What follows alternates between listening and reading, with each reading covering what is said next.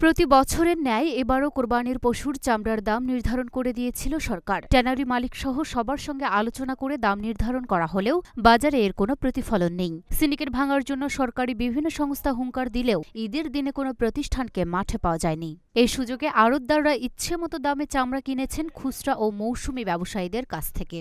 সংশ্লিষ্টরা জানান, এবছর ঢাকায় গরুর লবণযুক্ত চামড়ার দাম গত বছরের তুলনায় সর্বোচ্চ ৫ টাকা বাড়িয়ে ৫৫ থেকে ৬০ টাকা বর্গফুট, আর ঢাকার বাইরে সর্বোচ্চ ৭ টাকা বাড়িয়ে প্রতি বর্গফুট লবণযুক্ত চামড়ার দাম ৫০ থেকে ৫৫ টাকা নির্ধারণ করা হয়। সোমবার রাজধানীর বিভিন্ন এলাকা ঘুরে দেখা গেছে, যারা কোরবানি দিয়েছেন তারা কাঁচা চামড়া বিক্রির লোক খুঁজে পাচ্ছেন না। যারা বিক্রি করতে পেরেছেন তারাও নামমাত্র দাম পেয়েছেন। আবার অনেকে কাঙ্ক্ষিত দাম ও ক্রেতা না পেয়ে মাদ্রাসা ও এতিমখানার লোকজনকে বিনা পয়সায় দিয়ে দিচ্ছেন।